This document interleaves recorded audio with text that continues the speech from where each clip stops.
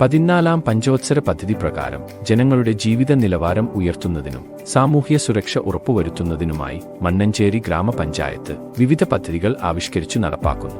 ഫലപ്രദമായ ക്ഷേമ പ്രവർത്തനങ്ങളിലൂടെ സമൂഹത്തിലെ എല്ലാ വിഭാഗം ജനങ്ങളെയും മുഖ്യധാരയിലേക്ക് കൊണ്ടുവരിക എന്ന ലക്ഷ്യത്തോടു കൂടിയാണ് ഈ പദ്ധതികൾക്ക് രൂപം നൽകിയിട്ടുള്ളത്.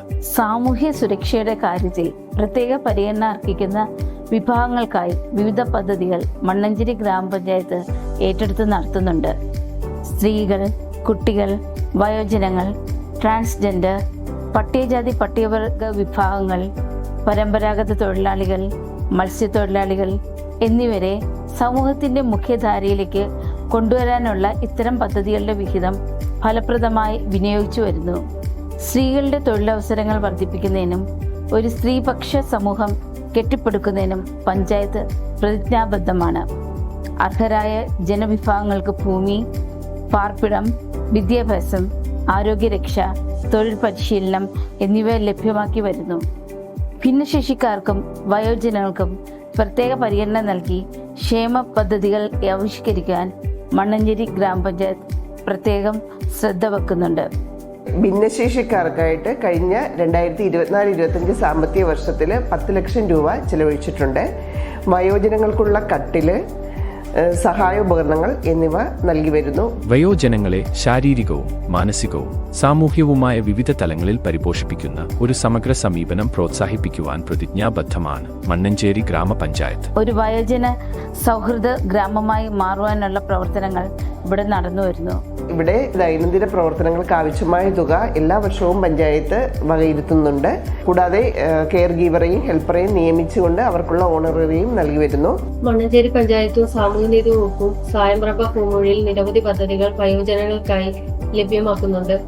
മണ്ണഞ്ചേരി പഞ്ചായത്തിലെ സ്വയംപ്രഭ ഹോമിൽ നിന്നും മന്ദകാസം എന്ന വകുപ്പിൽ നിന്നും എനിക്ക് പല്ല് വെച്ച് തന്നിട്ടുണ്ട്. ഒരു ഷുഗർ പേഷ്യൻ്റാണ്.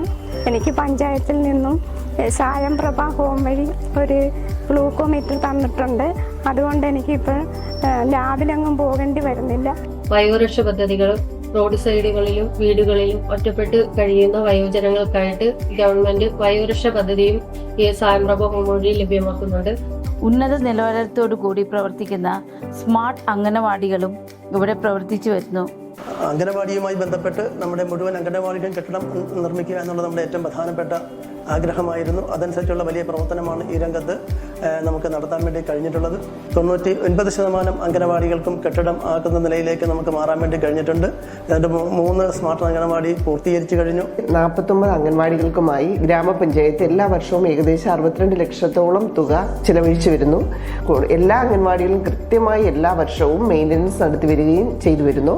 ഇവിടെ എല്ലാം ആവശ്യമായിട്ടുള്ള അടുക്കള ഉപകരണങ്ങൾ, ഫർണിച്ചറുകൾ, അതുപോലെ തന്നെ കളി ഉപകരണങ്ങളൊക്കെ നമ്മൾ ഈ വർഷങ്ങളായിട്ട് നൽകി വരുന്നു.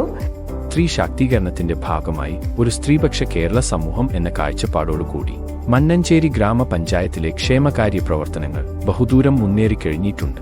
സംസ്ഥാന സർക്കാരിന്റെ ഒരു സുപ്രധാന പദ്ധതിയാണ് അതിദരിദ്ര നിർമ്മാർജ്ജന പദ്ധതി. ആ പദ്ധതിയിൽ ഉൾപ്പെടുത്തി നമുക്ക് 12 കുടുംബങ്ങൾക്ക് കുടിവെള്ള കണക്ഷൻ നൽകുവാനും 3 കുടുംബങ്ങൾക്ക് വൈദ്യുതി കണക്ഷൻ നൽകുവാനും 2 കുടുംബങ്ങൾക്ക് കക്കൂസ് നിർമ്മാണത്തിന് ധനസഹായം നൽകുവാനും 20 കുടുംബങ്ങൾക്ക് വീട് പുനരുദ്ധാരണത്തിന് ധനസഹായം നൽകുവാനും സാധിച്ചു.